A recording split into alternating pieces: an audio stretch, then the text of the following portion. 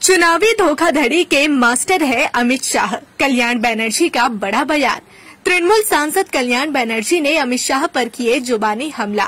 कहा, चुनावी धोखाधड़ी के मास्टर है अमित शाह। पहलगाम आतंकी हमले पर भी उठाए सवाल।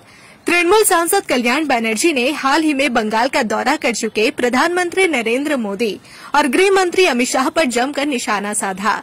श्रीरामपुर के तृणमूल सांसद बनर्जी ने कहा कि अमित शाह चुनावी धोखाधड़ी के मास्टर है। उग्रवादी पहलगाम में कैसे घुसे, उनका सवाल।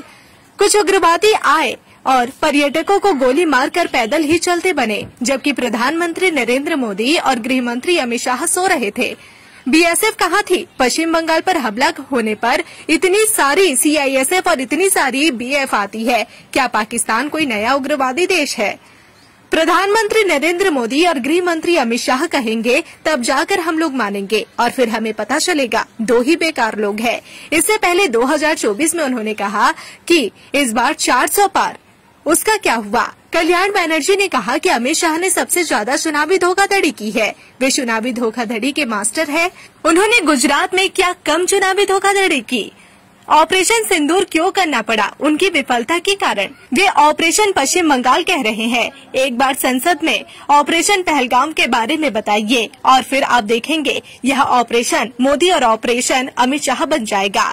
उन्होंने सवालिया अंदाज में पूछा, त्रिपुरा में क्या किया? मुख्य चुनाव आयोग किसके लोग हैं? आपके अपने लोग, आपके द्वारा नियुक्त किए गए हैं। बीएसएफ सीआईएसएफ आपके लोग हैं। गुंडे हत्यारे सब आपके हैं, लेकिन पश्चिम बंगाल के लोग आपके साथ नहीं है। मैं आपको शीशा दिखाऊंगा, अगर हिम्मत है तो उन्हें चुनाव कराने दे और मैं आपको दिखाऊंगा। मैं मुर्शिदाबाद में 355 चाहता था, लेकिन नहीं हुआ। ऑपरेशन पश्चिम बंगाल का मतलब है आप हम सबका खून करने की कोशिश कर रहे हैं। आपके होंगे हर सपने साकार, चालू करो अपने कपड़ों का व्यापार। मैन्युफैक्चर प्राइस में माल देंगे भैया। कुर्ती 55 से चालू हो जाता है, साड़ी 115 से चालू हो जाता है। 15,000 प्रोडक्ट आपके लिए इंतजार कर रहा है। कब तक न्यूज देखोगे? ये समय आ गया है न्यूज बनाने के लिए। একদিন পরে একটা ছুটি পেয়েছে না, নরেন্দ্র মোদী চলে গেছে, অমিত শাহ চলে গেছে, এখন আর কোনো কাজ নেই। কারণ আবার যখন মোদী আসবে তখন ও রাজনৈতিক আন্দোলন করতে পারবে। ও তো দাদু ছাড়া চলতে পারে না। হ্যাঁ, তাই জন্য দাদুকে চাই, বড় দাদু মেজো দাদু ওরা আসলে তবে আসবে। তাই আজকে আসছে। সে আসুক, যায়, সে সবাইকার আসার অধিকার আছে, আসুক। কিন্তু বড্ড লেট হয়ে গেল না। মোদী বলে গেল, অমিত শাহ বলে গেল, ওই সময় ব্যস্ত এত, তাই জন্য এই অমিত শাহ এত কিছু বলে গেলেন যে এখানে অনুপ্রবেশ নিয়ে, এখানে এ নিয়ে সমস্ত কিছু বলে গেলেন। নিজের দোষ, নিজের গাফিলতি সমস্ত অন্য জায়গায় ফেলে। যদি বাংলাদেশ থেকে আসে, তা চলে আসে, তাহলে কার ফল্ট? বিএসএফ এর ফল্ট। তুমি বিএসএফ কে কাজ করাতে পারছো না কেন? That's your great fault. BSF কেন কাজ করতে পারছে না? তা তোমার কিসের ইন্টারেস্ট আছে? তুমি বিএসএফ কে দিয়ে কাজ করাচ্ছ না।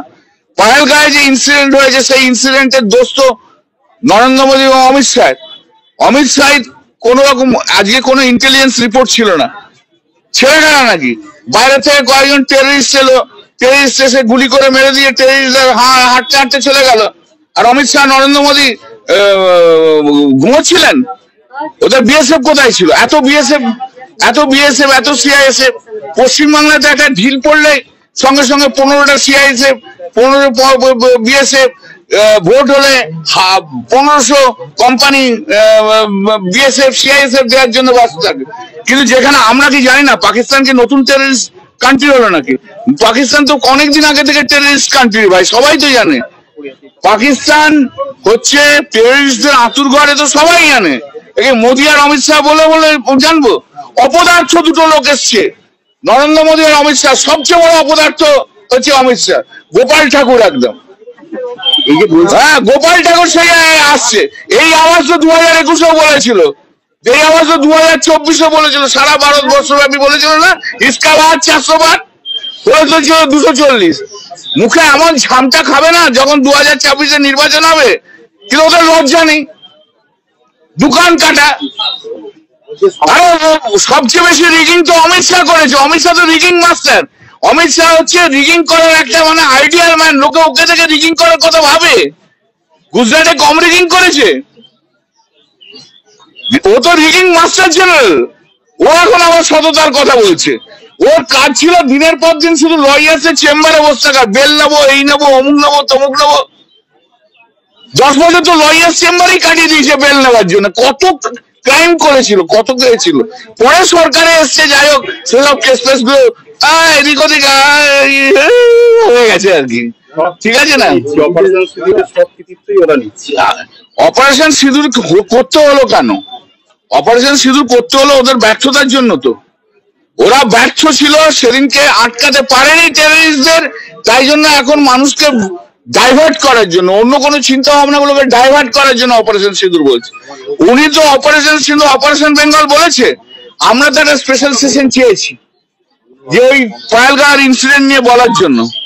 উনি একবার পয়ালগাঁওর ইনসিডেন্ট পার্লামেন্টে বলুক, দেখবেন অপারেশন মোদি হয়ে গেছে, অপারেশন অমিত শাহ হয়ে গেছে। দাদা বলছি केबीसी ढोंगे अमित शाह बोलें कि समय समाप्त हुआ, ममता जमानत से जब्त हो। उसका समय, अमित शाह का समय अभी खत्म हो गया, वो जानते हैं वो अच्छे से।